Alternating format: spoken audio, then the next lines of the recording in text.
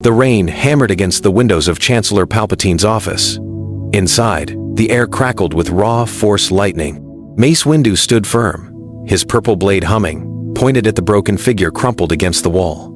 Palpatine's face was twisted, burned, no longer human. The mask had finally slipped. "He's a traitor," the Sith Lord hissed. "He is the traitor," Mace answered. Far below, Anakin Skywalker was sprinting through the halls of the Senate building. His heart pounded. Padme's voice echoed in his head. The visions of her death, the promise Palpatine had made, the power to save her. He had to reach them. He had to stop Mace. But the storm outside was thick. Traffic on Coruscant clogged the sky lanes. His speeder was still minutes away. In the office, Palpatine raised a trembling hand. "Please, don't let him kill me." Mace did not hesitate. He had seen the corruption. He had felt the darkness. He knew what this creature truly was. The purple blade swung down, clean, final, precise.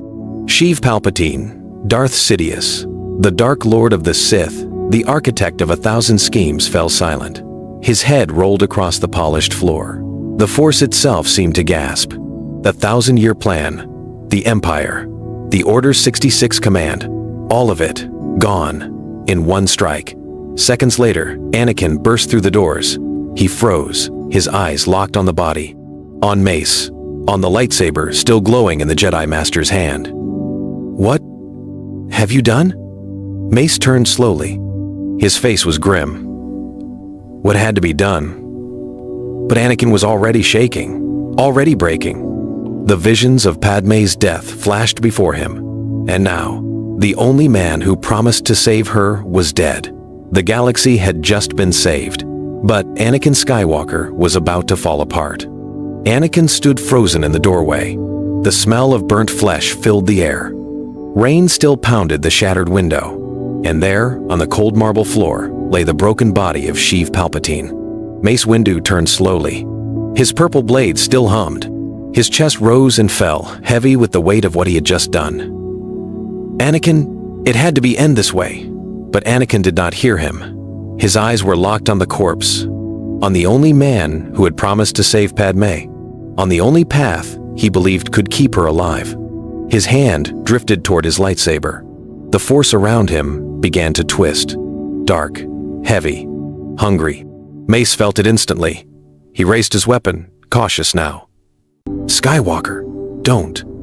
You killed him. He was a Sith Lord, Anakin. He was the enemy we have hunted for 1,000 years. He was going to save her." The words exploded out of him. Raw, broken. A confession he had buried for weeks. Mace's eyes narrowed. Save who? Silence. Anakin's hand trembled on his lightsaber hilt. The blue blade flickered to life, then hovered in the air between them. For a long moment, neither Jedi moved.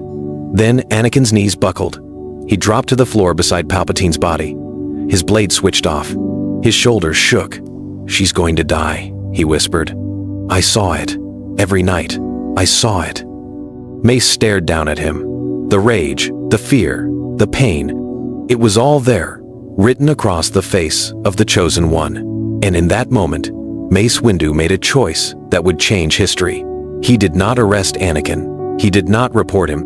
Instead, he knelt beside the broken Jedi and placed a hand on his shoulder. "Then we save her, Skywalker. The Jedi way." Anakin looked up, eyes red, breath shaking. And for the first time in months, he felt something other than fear. He felt hope. But across the galaxy, something else had just stirred. A shadow, a whisper, a pair of yellow eyes opening on a distant world. The Sith were not finished yet. The storm outside had passed. Anakin sat in a quiet meditation chamber deep within the Jedi Temple. His robes were torn. His hands still shook. But the noise in his head, that constant, dark whisper that had followed him since childhood, was gone. For the first time in years, he could think. Mace Windu stood across from him. Yoda sat to his right. Obi-Wan Kenobi stood near the door, arms crossed, eyes heavy with worry. "You hid the visions," Yoda said softly. "You hid the fear." "I didn't know who to trust," Anakin whispered. "And the Chancellor?" Mace asked. "How long had he been turning you?" Anakin closed his eyes. memory after memory came rushing back. The opera house, the late-night talks, the promises, the slow, careful poison. Years, he said, maybe my whole life. The room fell silent. Then Obi-Wan stepped forward. He knelt beside his old apprentice, his brother, his friend. Anakin, we should have seen it. I should have seen it. Anakin shook his head. No, I should have come to you. I was afraid. Fear leads to the dark side, Yoda said. But fear shared becomes courage. Mace placed his lightsaber on the floor between them. A gesture, a choice, a trust offered, not demanded. You stand at a crossroad, Skywalker. The Order will not punish you for what was done to you. But the path forward must be yours. Anakin stared at the lightsaber. Then at the faces of the men who had raised him, fought beside him, believed in him. He thought of Padme, of the twins growing inside her, of the future he wanted to build. And slowly, he picked up the lightsaber and handed it back to Mace. I choose the Order. Yoda's ears lifted. Obi-Wan's eyes filled with tears. The Chosen One had not fallen. But across the stars, on a forgotten world of ash and shadow, a hooded figure stirred from deep meditation. Yellow eyes opened in the dark. The death of Sidious had been felt across the Force. And someone was already planning to fill the empty throne. The news traveled faster than light. On Coruscant, the Senate erupted into chaos. The Supreme Chancellor was dead. A Sith Lord. The man who had ruled the Republic for over a decade had been the enemy all along. But while politicians shouted and reporters scrambled, something far stranger was happening across the galaxy. The clones had stopped fighting. On Kashyyyk, Master Yoda watched in stunned silence as Commander Gree lowered his blaster mid-battle. The trooper turned, confused, blinking as if waking from a long dream. Sir, I don't know why I'm here. On Utapau, Obi-Wan Kenobi stood beside Commander Cody. The clone removed his helmet. His hands were shaking. General, something just left my head. Something cold. Across the outer rim, on Felucia, Megiddo, Saleucami, every clone trooper felt it. A whisper that had lived inside them since birth was suddenly gone. Order 66 had died with its master. But the Jedi soon learned the terrible truth. The chips, the conditioning, the hidden command that would have turned every clone into an executioner. Republic doctors began emergency scans. The evidence was undeniable. The clones had been weapons, bred, programmed, used. And the man behind it all was already cold on a marble floor. Across the galaxy, separatist forces also began to falter. Without Sidious feeding them orders through Count Dooku, their war machine sputtered. General Grievous, hiding on Utapau, found his droid army suddenly out of sync, confused, leaderless. Within 72 hours, ceasefire signals lit up every major system. The Clone Wars were over. People wept in the streets of Naboo. Bells rang on Alderaan. On Coruscant, fireworks lit the sky as billions celebrated a peace they had stopped believing in. But inside the Jedi Temple, Mace Windu stood before a holomap of the galaxy. Red dots blinked across hundreds of worlds. Each one a Sith hideout, a secret base, a loose thread. This isn't over, he said quietly.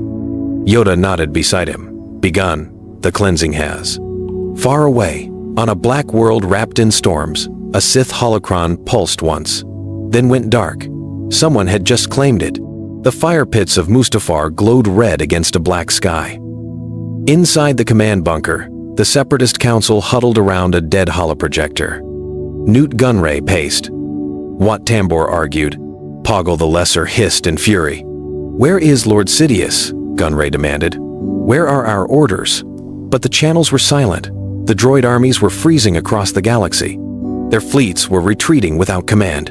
Their war was crumbling. Then the doors hissed open. It was not a Sith who entered. It was Obi-Wan Kenobi, Mace Windu, Plo Koon, Kit Fisto, and behind them, Anakin Skywalker, his blue lightsaber humming low. Gunray stumbled back. Skywalker, we were promised. Promised what? Anakin asked, his voice cold but controlled. Power? Protection? You were lied to, just like the rest of us." Tamber reached for a hidden blaster. Mace's purple blade flashed once. The weapon clattered harmlessly to the floor. "You will stand trial," Mace said. "All of you." The council froze. They had expected death. They had expected fire. Instead, they were given chains. Within hours, Republic gunships descended on Mustafar. The Separatist leaders were marched out, one by one, before the cameras of the entire galaxy. No executions. No silent endings. Just light. Cold, public light. 3 days later, the Senate chamber on Coruscant was packed. Trillions watched from across the stars as Newt Gunray took the stand. "Tell them," Bail Organa said. "Tell them who started this war." Gunray's voice trembled. "Darth Sidious. He was Chancellor Palpatine. He funded both sides. He created the war. He created the army. He created everything." The galaxy gasped as one. The Republic that the people had bled for had been a lie. The war that had killed millions had been a stage play. And the man they had trusted with absolute power had been the greatest enemy of all. In the gallery above, Padme Amidala placed a hand on her swollen belly. Tears streamed down her face. Beside her, Anakin held her tight. But in the shadows of the Senate, Bail Organa frowned. He had been studying Sidious's records, and one name kept appearing in the encrypted files. A name that should have been dead for 13 years. A name from Naboo. Mal Padme Amidala did not die on Polis Massa. The Emperor never rose. Anakin never burned on Mustafar. And the Clone War ended before it could become a funeral pyre for the Republic. In this calmer galaxy, the birth of Luke and Leia was not wrapped in secrecy. It became a promise. Padme returned to Naboo with Anakin at her side and the newborn twins in her arms. Theed did not greet them with fear. It greeted them with bells, banners, and stunned hope. The people saw not fallen heroes, but survivors. For the first time in years, the future looked gentle. The twins grew beneath open skies and palace domes, raised by their mother's grace and their father's hard-earned peace. Padme taught them duty, patience, and the weight of public trust. Anakin taught them motion, instinct, and how to hear the Force in silence. He was no longer a warrior chasing victory. He became a father trying to deserve tomorrow. Across the galaxy, the Jedi slowly rebuilt, not as generals, but as guardians again. Masters who survived the war came to Naboo often. They did not hide Luke and Leia. They studied them. Two children, bright in the Force, tied to old prophecy and new possibility. Some whispered the twins might heal what the war had broken. But peace created its own dangers.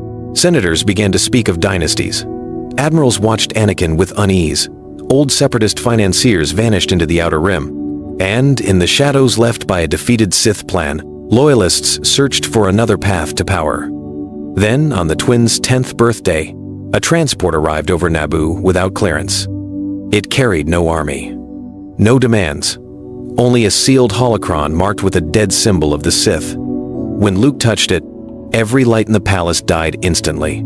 In the darkness, a voice spoke from the holocron, cold, ancient, and impossible. Anakin stepped forward, ignited his lightsaber, and realized the past had not come back for him.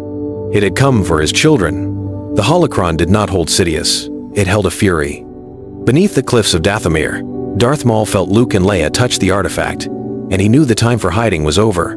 Maul had survived every ending. Cast aside by his master, broken by Kenobi, hunted by rivals, he had vanished into the wounds of the galaxy. There, while peace returned, he rebuilt in silence. He found clone commanders who worshipped control. He gathered fallen dark side adepts, smugglers from Crimson Dawn, captains, spies, and war profiteers who feared a republic growing strong again. Sidious had wanted a perfect empire. Maul wanted a vengeful one. His strikes began as whispers. Supply depots burned in the mid-rim. Patrol ships vanished on trade lanes. Outer Rim governors received threats signed only with a red sigil from a dead Sith age. Each attack looked small, but together they spread poison through the Republic fear. On Naboo, the holocron answered Luke and Leia with visions of ash, broken moons, and a horned warrior standing before a throne of bones. Anakin reached for his saber at once. Obi-Wan studied the images and went still. Padme understood first. "This is not a warning," she said. "It is bait." She was right. Maul seized the holonet in a brutal burst. His face filled Senate chambers, command bridges, and marketplaces across the stars. He called the Jedi weak. He called peace a lie. Then he named the twins as the heart of the New Age and the key to destroying it. At the ruins of an ancient Night Sister fortress, Luke and Leia would be delivered to him. Refuse, and his hidden war would begin with Naboo. At that hour, alarms screamed across the planet. Stealth cruisers rose from Dathomir's storms. Maul had not come to bargain. Then a second signal hit Naboo's defense grid. Maul was not alone. And as Anakin looked to the sky, he realized the final reckoning had already begun. Naboo's skies burned with engine trails as Maul's stealth cruisers dropped through the clouds. Palace guns opened fire. Sirens wailed across Theed. Families ran for shelter, while Jedi forces rushed to their stations. This was no raid meant to frighten the Republic. This was a test of blood and nerve, aimed at one family. And Anakin Skywalker understood that. He did not send Luke and Leia away. That choice would have repeated the fear, the lie that love had to be hidden to survive. Instead, he brought them to the war room. Obi-Wan stood at the central table. Padme was there now. Reports flashed in. Ships had entered the system from 3 vectors. Droids were landing in the swamps. Armed cells were rising inside the capital. Maul had planned for panic. He wanted Naboo to break itself before the strike. Luke stared at the battle map. Leia studied the movements and saw the pattern first. "He is hurting us," she said. Anakin looked at her, then at the lines. She was right. Every attack pushed defenders toward the palace and away from the old mountain vaults beyond Theed. Those vaults were once used by Naboo mystics who listened to the Force in silence. The holocron, the visions, Maul's message, all of it pointed there. Obi-Wan's face darkened. He remembered records from the Jedi archives, fragments that spoke of balance not as victory, but as release. The Sith had twisted every prophecy into a weapon. The Jedi had often made the same mistake in gentler words. They had searched for a chosen one who would destroy their enemy. But the deeper truth was crueler. If one side tried to rule forever, the cycle would begin again. Anakin felt that truth hit like a blade in an old wound. All his life, people had pushed destiny onto him. Slave, Jedi, hero, threat, chosen one. Each name had demanded something. Each fear had fed the next disaster. Even peace had not ended the pattern. Maul was proof. Sidious had fallen, yet the hunger for control had survived in every corner he left behind. Then, the holocron opened by itself. Red light poured across the chamber. Luke and Leia stepped back, but Anakin did not. A voice rose from inside, ancient and cold, yet strangely clear. To end the Sith is not to kill the last Sith. The room fell silent. The cycle ends only when fear no longer writes the future. Obi-Wan closed his eyes. Padme gripped the edge of the table. Anakin heard echoes of Mustafar, of the life he almost destroyed, of the children he might have lost before they ever drew breath. The prophecy had never been about revenge. It had never been about winning one final war. It was about breaking the chain that turned love into fear, fear into control, and control into empire. Maul attacked because he believed pain gave him purpose. Sidious had believed order could be forced. The Jedi Order, in its pride, had once believed peace could be guarded without cost. All of them had fed the same wheel. Anakin straightened. "Then we do not answer Maul with his own game," he said. "We end it another way." He made his choice fast. Padme would lead the evacuation of Theed and keep the Senate link open. Obi-Wan would command the defense fleet in orbit. Anakin would take Luke and Leia to the mountain vaults before Maul could claim them. Not to surrender, not to hide. To confront the place Maul wanted and force the truth into the open. They moved at once. Gunships lifted from the palace landing pads under heavy fire. Naboo starfighters streaked overhead. In the streets below, citizens and guards fought side by side to hold back Maul's infiltrators.